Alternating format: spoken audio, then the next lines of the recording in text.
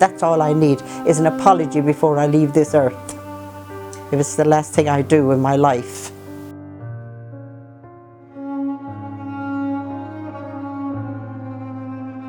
In no possible way can I imagine any child being guilty of anything related to their own conception. The main problem, as I see it, with this commission is that it's happening in secret. We just need answers, answers, answers.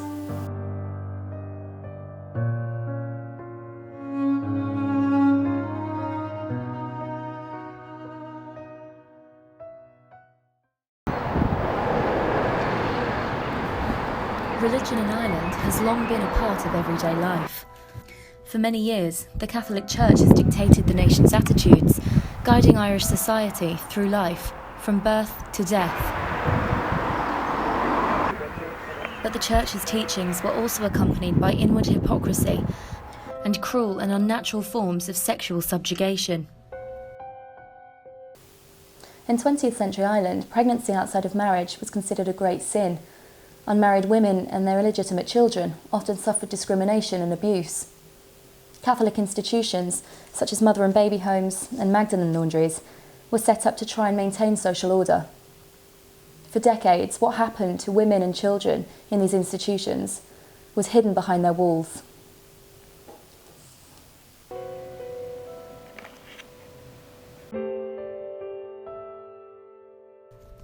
The Catholic Church has been embroiled in allegations of abuse and corruption over the years, but now another element of Ireland's past, kept hidden for so long, has been brought to light.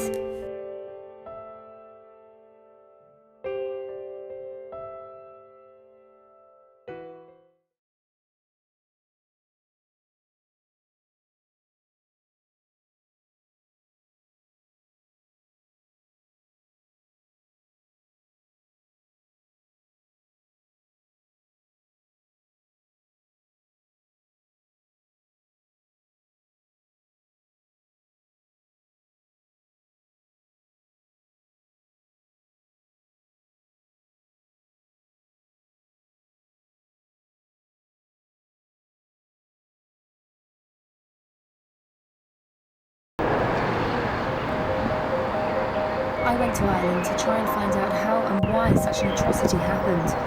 My journey took me across the country, from Dublin to Tuam, a rural town situated in the west of Ireland.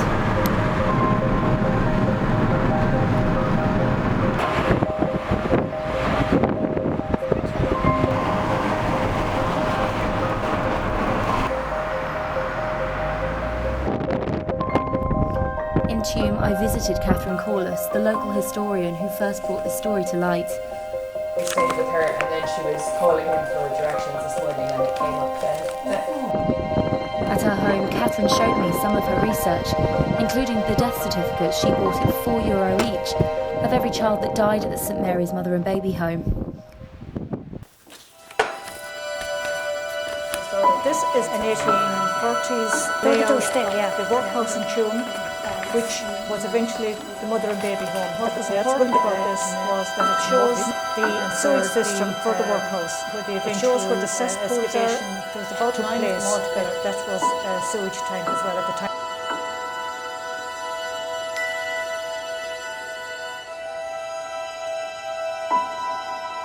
Just down at the corner here, I noticed that this area where the excavations have taken place, it says sewage tank. Even at that stage, this was a sewage tank.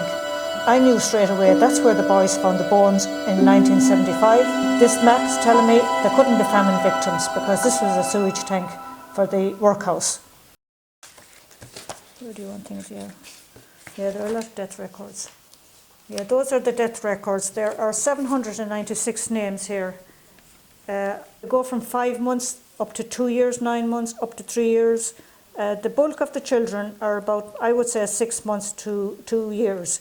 There's a lot of infants, but it's just sad when you see it all like this. You know, it's just staggering. Now, why that wasn't taken to task at the time, why wasn't the doctor interviewed or taken to task, why weren't the nuns taken to task?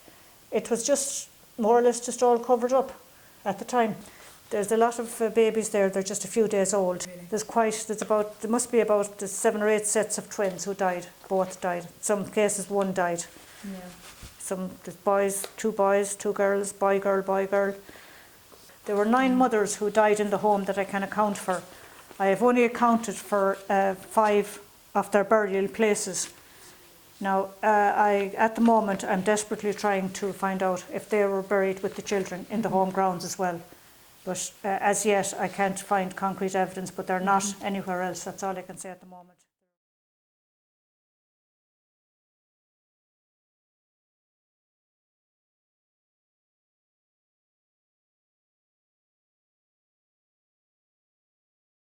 I would say it was for convenience, money saving. They would have to, if they were putting them in the main tomb graveyard, they would have to buy the plot. They would have to have coffins for each of them. There would have to be a little ceremony, and it was just to discard them, to get rid of them, and then again to keep it quiet, of course, as well. They wouldn't like coffins. There's probably a baby dying every 2 days, and it would look bad for them. It's much easier to go down underground and just discard them as quickly and conveniently and cheaply as possible, and that's what they did.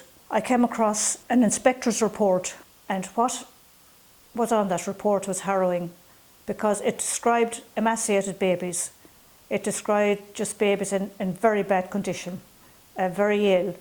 Wizen was one of the words used for wizen babies, and just flesh hanging loose on babies.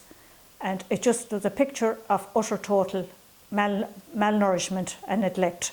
These Bon Secours sisters, they were a nursing congregation.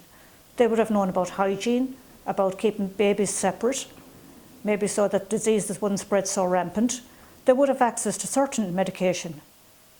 And I just cannot understand how so many died. There was gastroenteritis, was a huge killer. And I'm sure with a bit of care and a bit of hygiene that so many needn't have died. And a lot of the deaths, they're a little bit suspicious. There was abscess of the scalp, there was laryngitis, there was little ailments like that where you would think that, you know, those babies could have been saved. But I do believe myself, if the children were ailing at all, they just didn't seem to bother trying to revive them and trying to help them. There are relatives of survivors who want DNA. They want their little bodies of their brothers and sisters exhumed. There's another, I know the Galway County Council just want the place consecrated, and they just want everything left there nice and neat. And to me, that's not enough, really. We just need answers.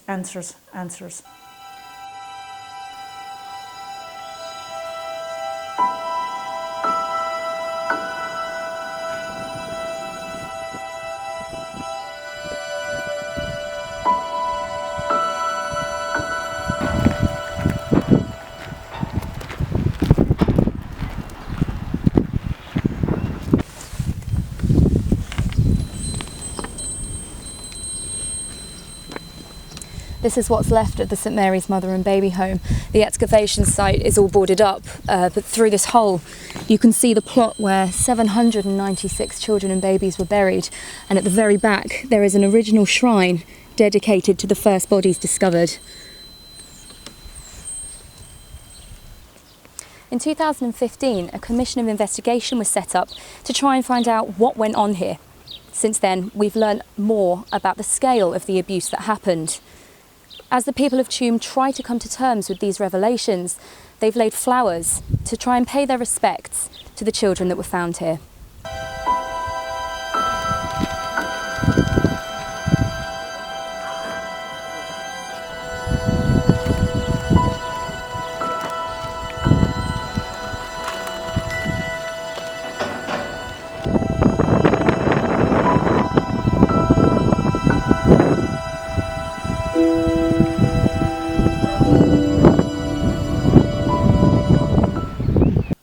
The progress of the Commission has been slow due to the delayed publication of the second interim report.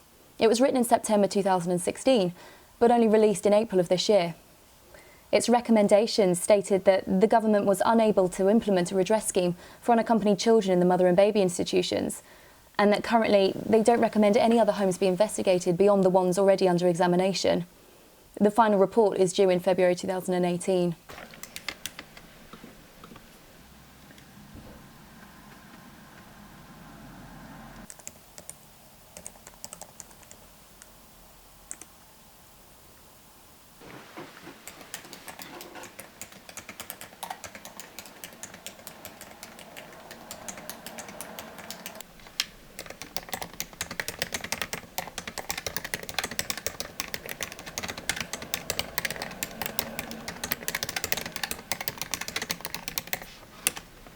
The tomb is not just a burial ground, it's a social and cultural sepulchre. That's what it is. Because as a society, in the so-called good old days, we did not just hide away the dead bodies of tiny human beings. We dug deep, and we dug deeper still, to bury our compassion, to bury our mercy, to bury our humanity itself. We took their babies, and we gifted them, or we sold them, or we trafficked them, or we starved them, or we neglected them, or we denied them, to the point of their disappearance from our hearts and from our sight, from our country, and in the case of Tuam, and possibly other places, from life itself. Yes, we're all shocked.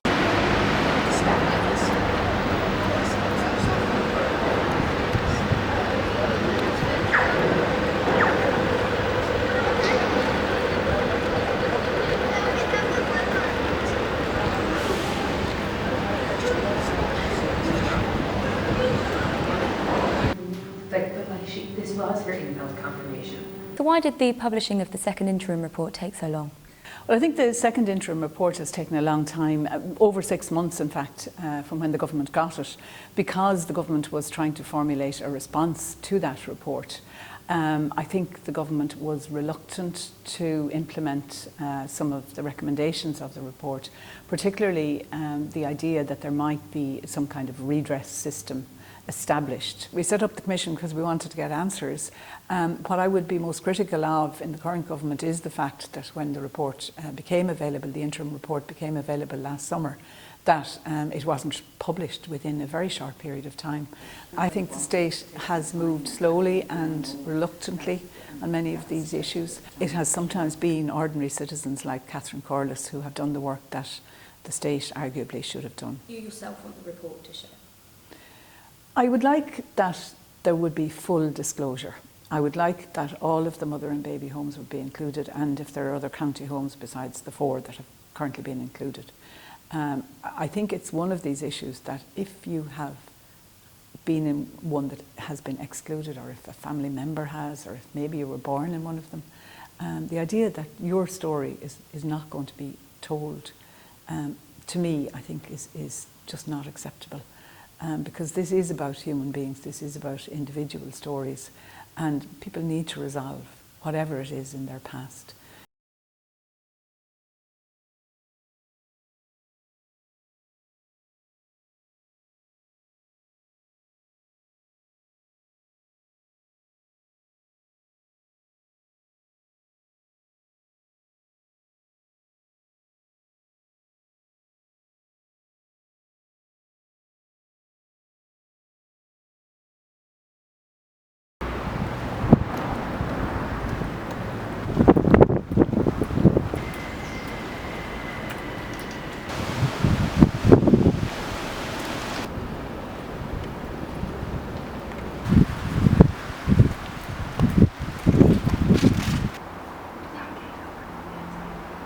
Earlier this year, plans to redevelop the laundry were halted after survivor groups demanded that the site was searched for children's remains. Girls as young as 9 were forced to work in laundries like this for free. And the average age for other women working here was 23, which is the same age as me.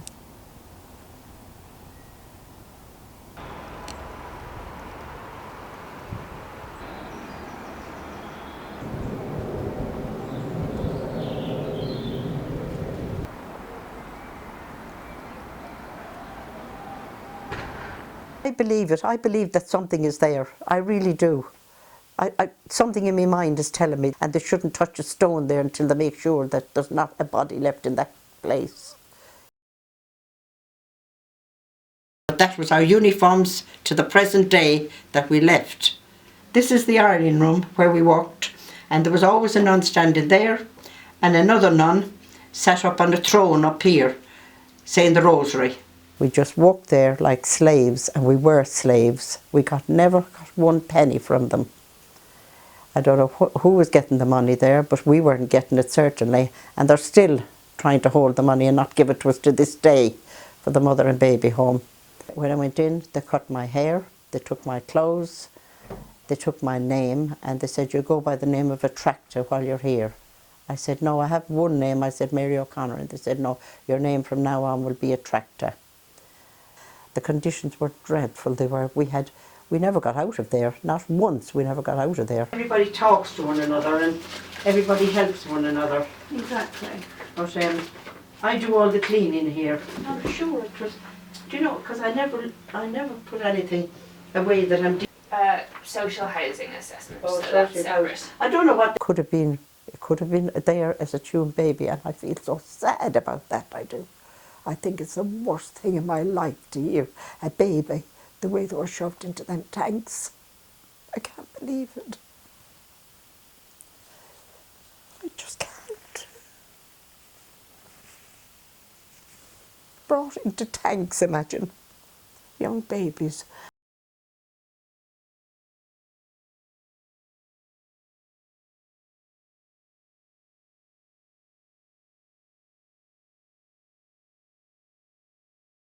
I had my baby. I was in there long before I had her, so I was 18 months in there in all. And I had my baby. Now, in the mother and baby home, they mentally tormented you in the mother and baby home. It was mentally done. It wasn't done. They didn't hit you, they didn't do anything. But the food was very, very bad. We were very, very badly fed. That's all I need, is an apology before I leave this earth. If it's the last thing I do in my life.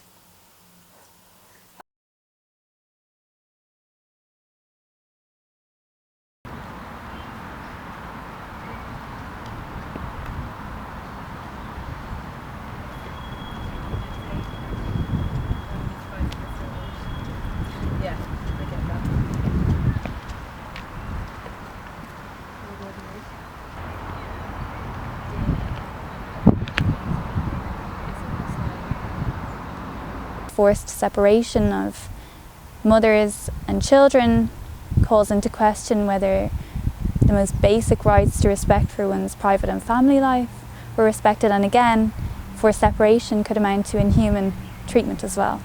So to have a private or even secret investigation where the Commission is going to be the only actor that has access to all the evidence, and that the Commission's word will be the only record of what happened, is hugely problematic.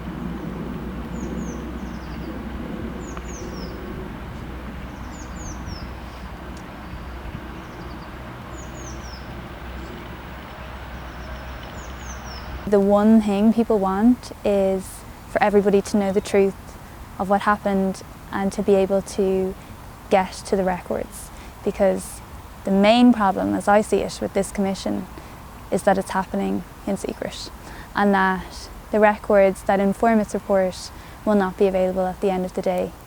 We've seen that the state has known about various abuses but just hasn't acted on them because it hasn't yet been pressed to do so, because the media firestorm hasn't been great enough. And that's just not an acceptable way of treating the rights of people who've been subject to all of these abuses.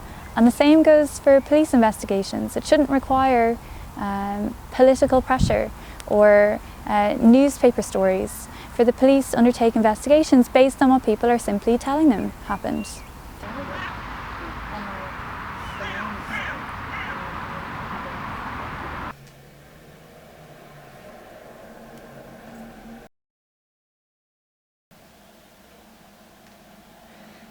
Oh no.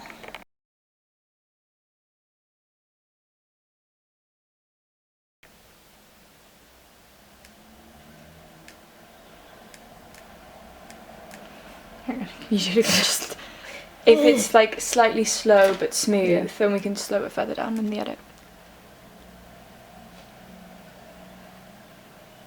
It's not smooth. That's better.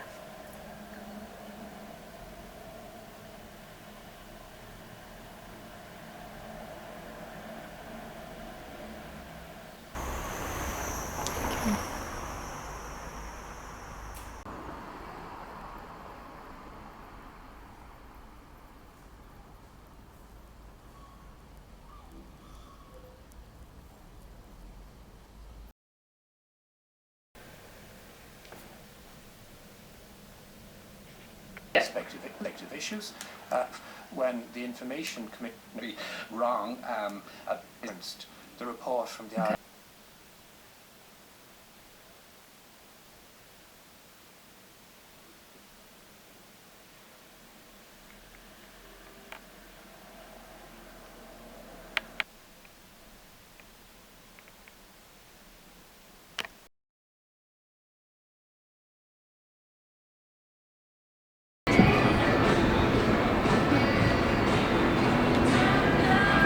There's no question in Amnesty International's view, or in my own personal view, that the Eighth Amendment is an evolution of the same thinking and ideology and ethos that permitted and created the mother and baby homes, the Magdalen laundries.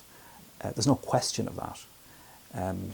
It's absolutely the case. I mean, the Minister for Justice, Frances Fitzgerald, she's our Deputy Prime Minister, I remember her speaking about Tuam when this story first emerged and saying that this speaks to her as an example of how in the past we dealt with women's reproductive rights. It is an issue of reproductive rights. It's absolutely the case that very deep veins of knowledge about the kinds of abuses that were being perpetrated in church-run, state-funded institutions, that there were very deep veins of knowledge of those abuses running right throughout Irish society, and still the state never either accepted its responsibility to prevent, investigate and hold accountable those responsible for those abuses at the time that they were happening. And it took a very long time for it to even begin to understand that it had an obligation and a responsibility to investigate them as historic human rights violations. The suggestion that somehow religious congregations were there doing the work of the state because the state was too miserly to do it, and these were extraordinary acts of charity on the part of the church. I'm sorry now, but just to be frank, that's bullshit. I'm somebody who, over the years, for many reasons, has tried to take a very inclusive way into how we look at this particular history.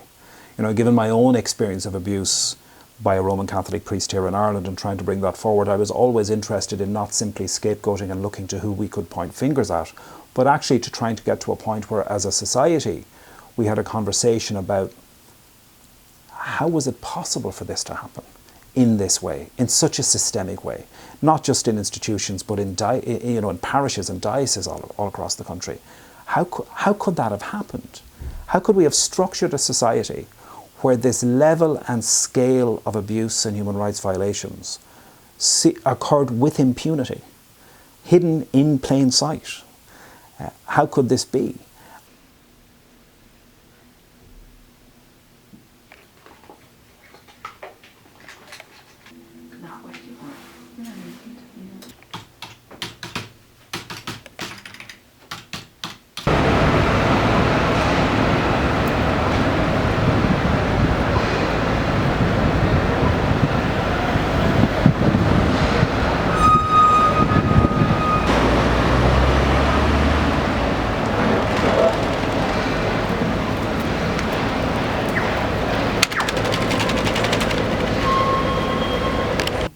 As Ireland prepares for a new leader, the country's future seems increasingly unclear.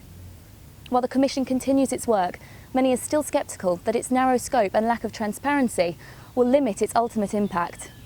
In Ireland today, Church owns a multi-billion euro portfolio of land and property, and the Bon Secours Order remains the largest private healthcare provider in the country. 18 religious institutions have yet to fulfil their obligation of the 2002 Magdalene Laundry Redress Scheme, with a total of €141 million still outstanding and owed to the state. Financial compensation can never compare to the pain and suffering the Catholic institutions inflicted on those in their care. And if financial constraints are what guides the Commission, then the state will once again have failed these women and children. With redress outruled, the most and the least survivors can hope for now is the truth.